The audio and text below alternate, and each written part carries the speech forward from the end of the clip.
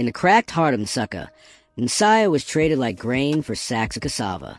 No tear escaped her eyes, no sound from her lips, just silence that cut deep. Even the wind didn't protest as her small figure vanished beyond the dust. That day, her voice wasn't lost. It was buried alive under shame. The canoe drifted over murky water, slicing through silence like a blade. Nsaya clutched a shell in her palm, the only memory she had left. The fisherman stared ahead, his voice swallowed by endless horizon.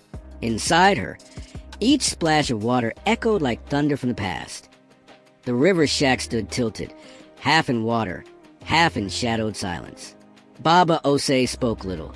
His eyes were clouds with no direction left. Nsai was given cold yam, a mat, and a space near the door. That night, frogs sang outside, while loneliness sang louder within. The days rolled by like tired waves, unchanged, slow and wordless. Baba Ose left early, returned late, never looking her in the eyes. Nsaya learned silence, the language of breath, of broken footsteps, of sighs.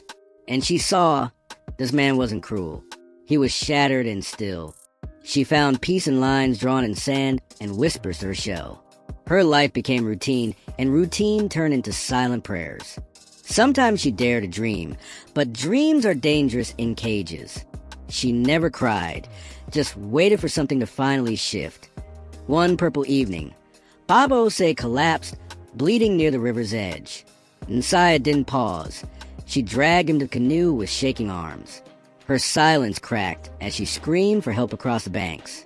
That night, her voice returned, not as a whisper, but a blaze.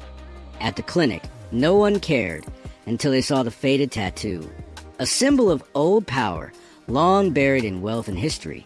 The nurses whispered. The doctors stared like truth had arrived. Nsaya sat quietly again, but this time she was ready. Men in suits came, some with accents, some with ancestral documents. They asked questions, showed papers, connected dots the world forgot. Baba Ose was Obadiah Odieno, once a betrayed shipping tycoon. And the girl beside him? She became the center of it all. When Obadiah opened his eyes, he didn't ask for his name. He asked, "Why did you save me?" His voice hollow with pain. Nsaya answered, "Because I know what it means to be left." Their eyes met, and for once, neither of them felt invisible. In the river shack, Obadiah shared a story, one wound at a time.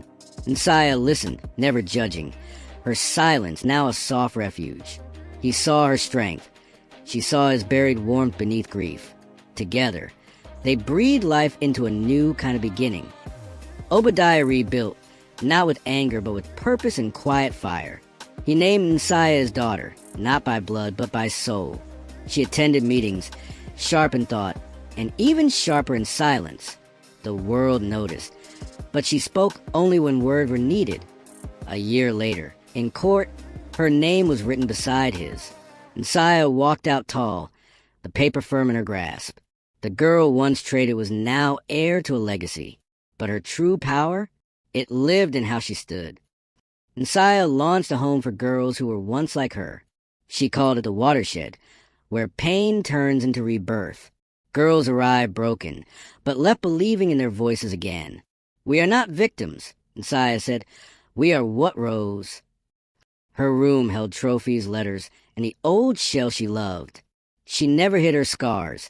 They were medals in disguise. To curious children, she'd smile and simply say this: "I was born in silence, but silence taught me to roar." In Nsukka, the hut still stands. Cracked, forgotten, but whispered about. They say when the wind is right, a song floats through. A name rides on it, soft and powerful like legend. She left with nothing. She returned carrying stars and thunder.